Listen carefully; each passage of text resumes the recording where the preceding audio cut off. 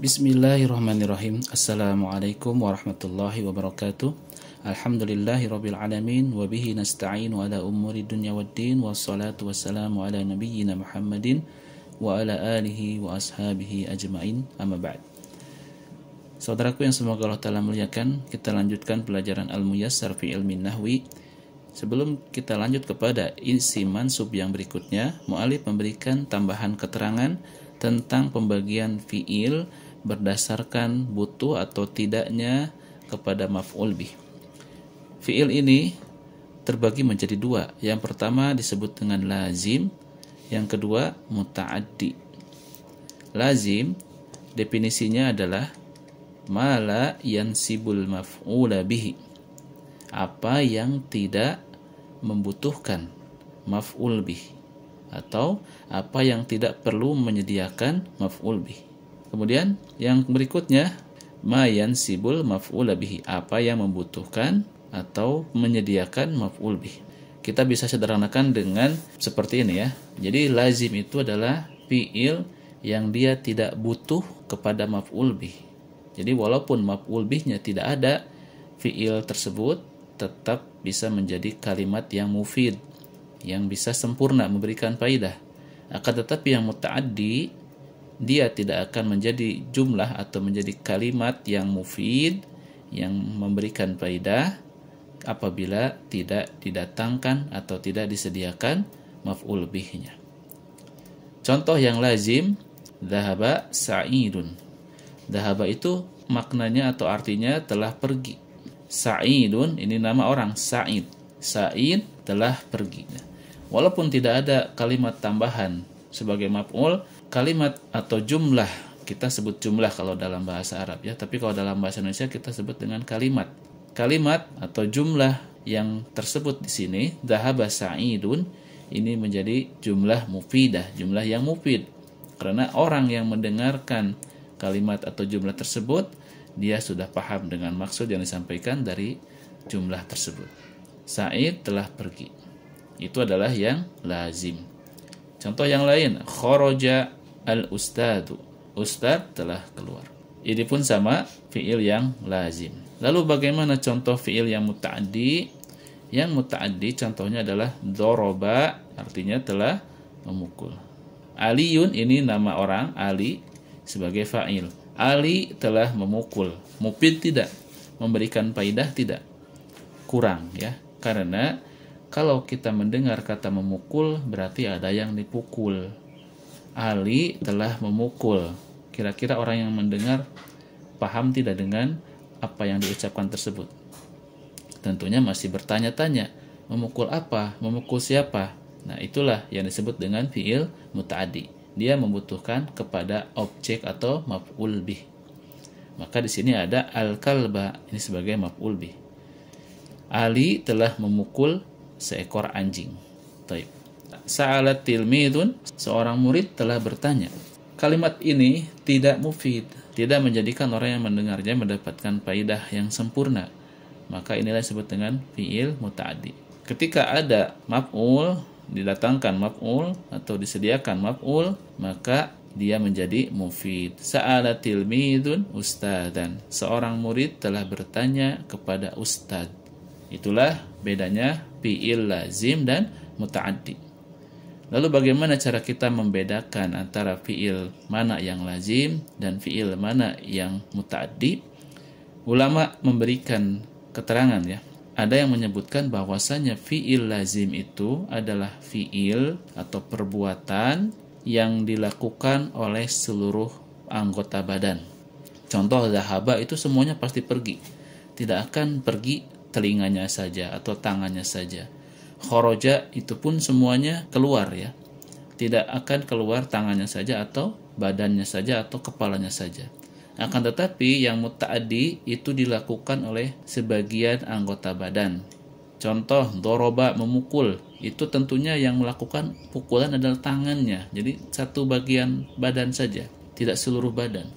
Sa'ala bertanya biasanya dengan lisan. Itu adalah satu kaidah dari para ulama bahasa, bahwasanya kita bisa membedakan sebuah fi'il itu lazim dan muta'addi dengan melihat dari yang melakukan pekerjaan tersebut. Jika seluruh badan itu biasanya lazim. Jika satu atau sebagian itu biasanya muta'addi. Baik, itu tambahan saja ya.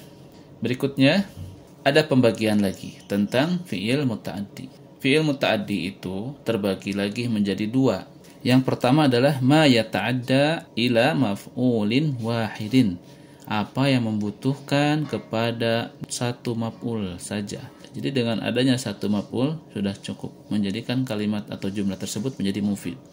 Contoh, akala telah makan, syariba telah minum, nasoro telah menolong, fataha telah membuka, kasaro telah memecahkan atau telah pecah, amaro telah menyuruh atau memerintah. Contoh lengkapnya, akala Muhammadun al-hubza. Akala ini artinya telah makan. Muhammadun ini nama orang Muhammad. Al-hubza ini artinya roti. Kita artikan Muhammad telah makan roti. Berikutnya fataha ini telah membuka. Aliyun Ali, al-babu pintu.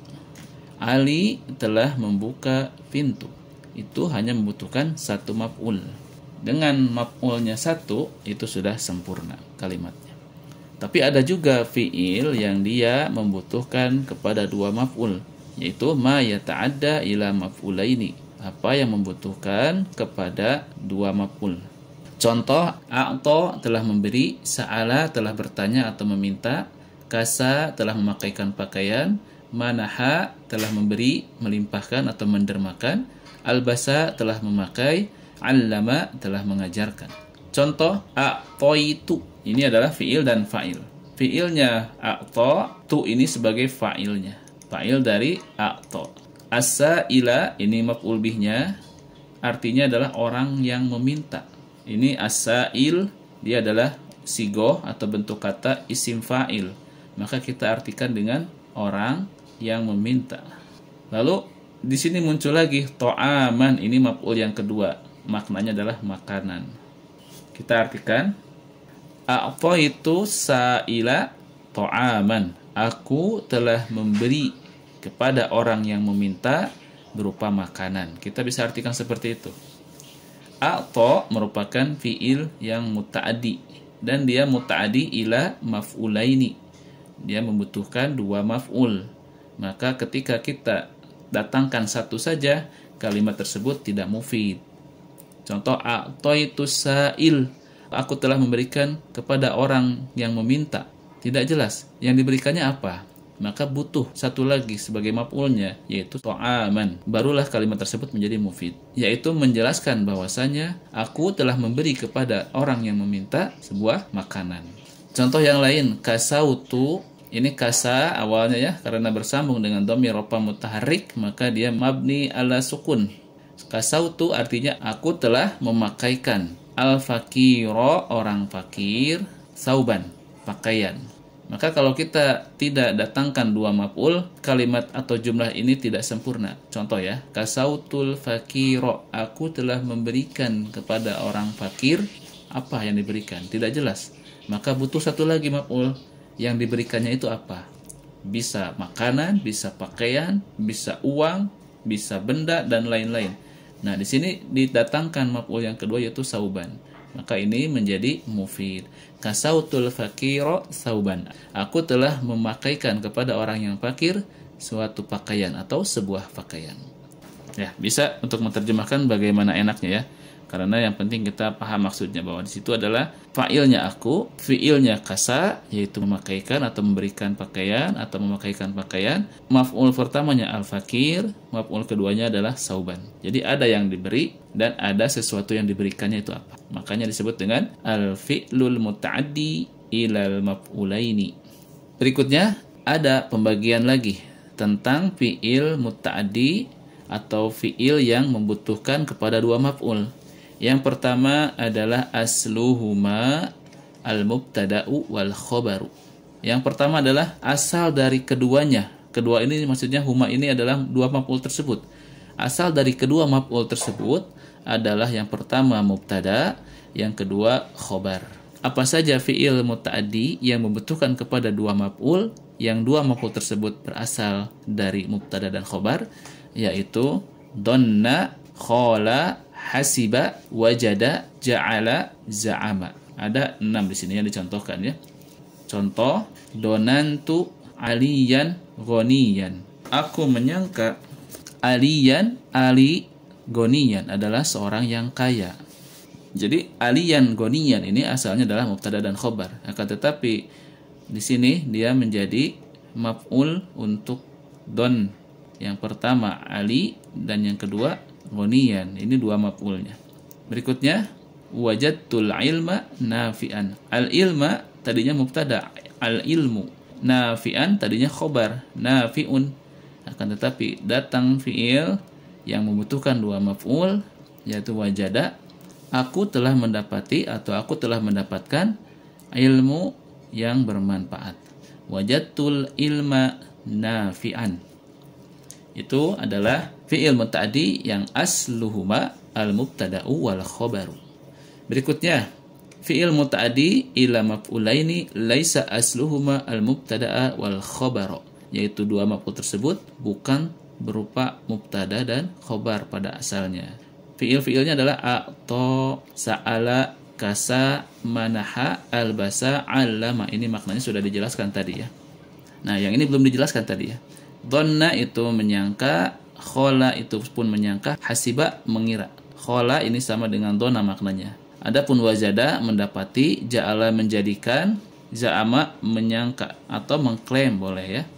Adapun yang ini sudah ya tadi ya, yang a'to, sa'ala, kasa, manaha, albasa, allama itu sudah. Kita langsung kepada contohnya. Manahtul mujtahida jaizatan. Aku telah memberikan kepada orang yang bersungguh-sungguh, al-mujtahida ini artinya orang yang bersungguh-sungguh, jaizatan balasan. Kemudian contoh berikutnya alamtu sa'idan al-adaba. Alamtu ini artinya aku telah mengajarkan, sa'idan sa'id, al-adaba adab. Kita artikan aku telah mengajarkan Sa'id tentang adab. Bisa seperti itu artinya ya. Dia membutuhkan dua maf'ul dan keduanya bukan merupakan mubtada dan khobar. Bagaimana kita tahu dia bukan mubtada dan khobar? Dari maknanya, susunan hurufnya. Al-mujtahida ini mudzakkar, jaizatan ini muannas. Sedangkan mubtada dan khobar, jika mubtadanya mudzakkar maka khobarnya pun harus mudzakkar, harus sama jenis. Sedangkan ini tidak sama jenis. Demikian pula yang sa'idan al-adaba, awalnya bukan mubtada dan khobar, karena mubtada dan khobar itu mubtadanya itu makrifat, khobarnya nakiroh. Sedangkan ini sa'idan memang makrifat, akan tetapi al-adab dia bukan nakiroh, maka ini bukan mubtada dan khobar. Itulah yang dimaksud dengan laisa asluhuma al-mubtada wal khobar. Sedikit lagi. Di sini ada ta'diyatul fi'li al-lazim. Ta'diyahnya fi'il lazim. Muta'adinya fi'il yang lazim. Jadi kita bisa menjadikan suatu fi'il yang asalnya lazim menjadi muta'adi. Bagaimana caranya? Ada 3 cara. Yang pertama adalah bil hamzati, dengan tambahan hamzah. Fahuwa ala wajni af'ala, yaitu dia di atas wazan af'ala. Kalau kita belajar ilmu shorab, kita belajar tentang wazan af'ala. Suatu wazan af'ala itu bisa mengandung faidah atau mengandung makna, dia menjadikan fi'il lazim menjadi muta'addi. Contoh khoroja ini fi'il lazim. Khoroja fi'il lazim, telah keluar. Maka kita jadikan muta'addi dengan tambahan hamzah. Akhroja di atas wazan af'ala. Maka ini artinya adalah mengeluarkan. Awalnya keluar, lazim, menjadi muta'addi, mengeluarkan. Tentu kalau mengeluarkan, kita butuh objek. Apa yang dikeluarkan tersebut? Akan tetapi kalau keluar, kita tidak butuh objek. Maka ini cara yang pertama. Contoh yang berikut adalah dakhola. Dakhola masuk. Kita tambahkan hamzah menjadi adkhola, memasukkan. Kamula sempurna atau lengkap. Kita tambahkan hamzah menjadi akmala, maka artinya menyempurnakan atau melengkapi. Nah, itu yang pertama.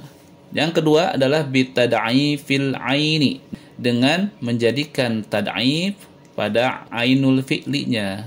Keterangan lanjutannya fahuwa ala wazni fa'ala, dan dia di atas wazan fa'ala. Jadi ain fiilnya ditad'ifkan, dikembarkan hurufnya. Jadi dua ainnya. Maksudnya ain fiil ya.